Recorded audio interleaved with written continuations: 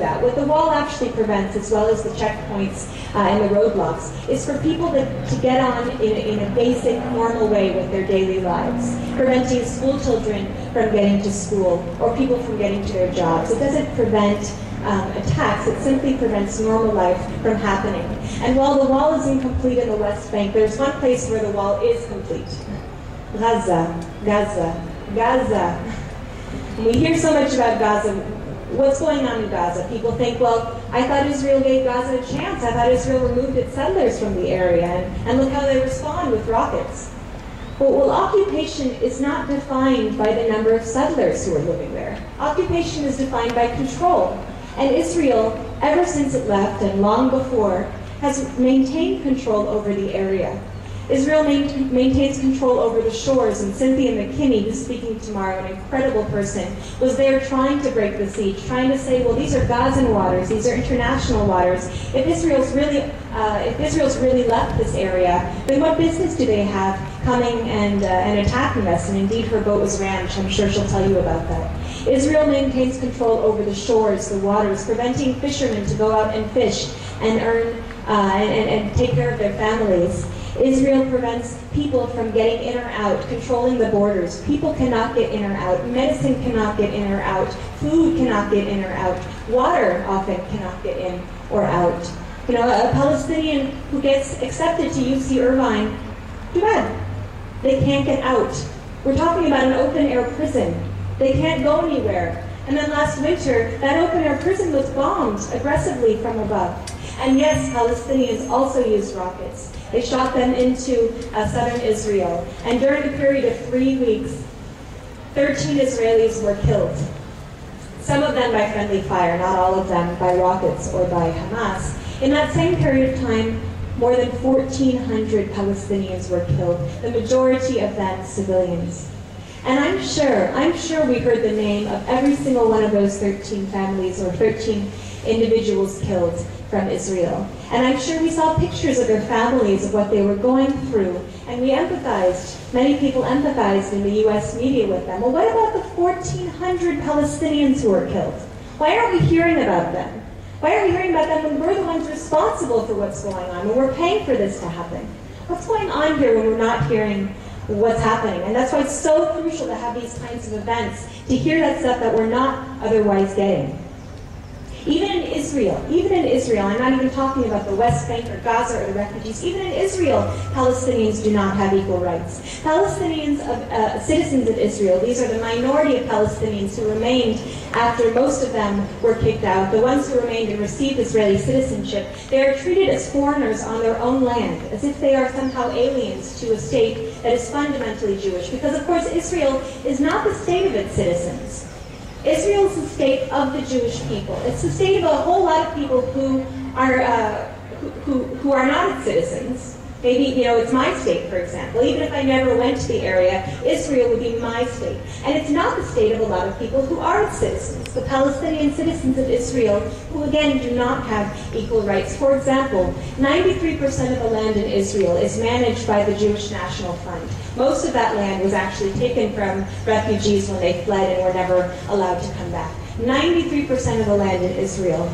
It is almost impossible, if not completely impossible, for non-Jewish citizens to live on the area. So we're talking about Palestinian citizens of Israel, which calls itself a democracy. They can't live on that land. I can live on that land. I'm from California. I've had a very privileged life, and I could go and I could live on that land. But the Palestinians can't. Palestinian citizens of Israel are refused employment, oftentimes, refused services. Their families cannot come and visit them and their families. Their spouses have trouble getting citizenship. If they marry another Palestinian, their spouse cannot come and live with them in Israel. This is the new citizenship law, it's called. So if a citizen of Israel, and generally these are Palestinians, marries a Palestinian person, too bad, your spouse can't come live with you. If you want to live with your family, you're going to have to leave.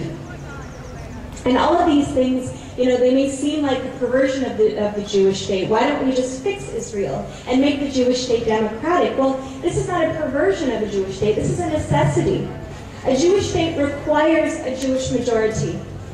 And this, we're talking about an area where the majority of the people with rights to it are not Jewish. And so in order to create and to maintain this Jewish majority, the non-Jewish Palestinians have to be systematically denied the same rights that Jewish people are invited to take advantage, such as going there to live. And even in Israel, Palestinians can vote, and so many people say, well, doesn't that make Israel a democracy? Well, Palestinians can vote, and they can even run for election, but within a Zionist framework.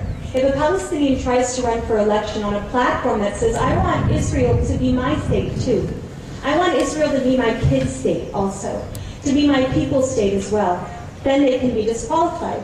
Because if you want Israel to be not a Jewish state, but a state of its citizens, then you don't recognize the right of Israel to exist, because Israel is the state of the Jewish people, and only the Jewish people.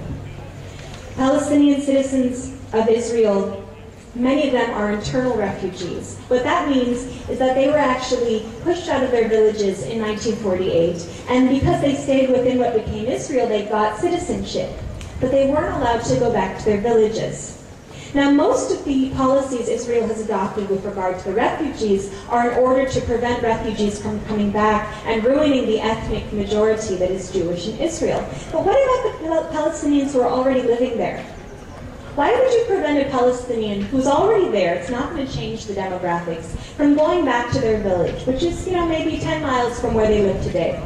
Why wouldn't you let them back? It's not demographics, right? The Palestinians, 25% of the Palestinians in Israel are refugees, what are called strange oxymoron, present absentees. They're not allowed to go back to their villages, because allowing Palestinians to go back to their villages would reaffirm that history, that connection, the fact that Palestinians do have a history, that they had a different way of life, that they had a different, an entirely different national identity. And when I think about the title of this entire these several week-long events, Israel, the politics of genocide, I don't tend to use the word genocide very much when talking about this issue. I more use the word ethnic cleansing, because Palestinians were removed because of their ethnicity and their religion. I think that's very clear. However, in the case of genocide, so what is genocide? Well, I looked up this morning the definition of genocide according to the United Nations. And genocide is acts intended to destroy, in whole or in part, an ethnic, racial, religious, or national group by inflicting unbearable conditions of life, causing bodily or mental harm. So when we talk about preventing Palestinians within Israel from going back to their villages, to a place where they were Palestinians and not Israeli Arabs as they're called, when we talk about denying Palestinians the right to be living on their homes and their lands, when we talk about the fact that Israel for so many years prevented Palestinians from even being able to have and to show the Palestinian flag that hangs there proudly today, the fact that Palestinians were not even acknowledged as Palestinians. Palestinians were considered simply Arabs. That people, Golda Meir, Prime Minister of Israel, said, well, Palestinians don't even exist.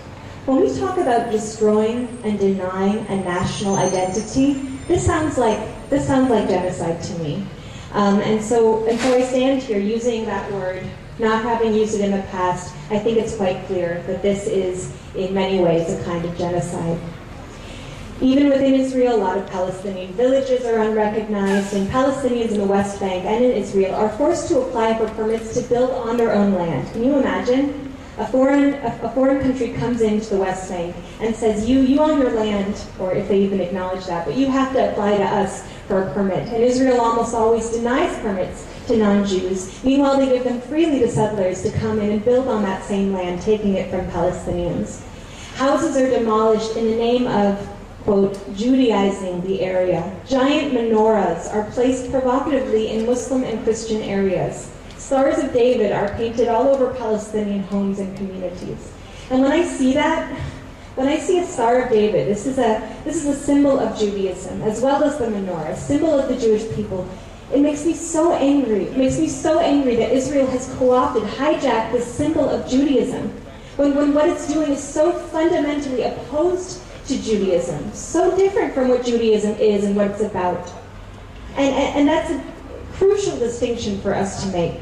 a crucial one. You know, I hear about these words anti-Semite, anti-Semitism being thrown around.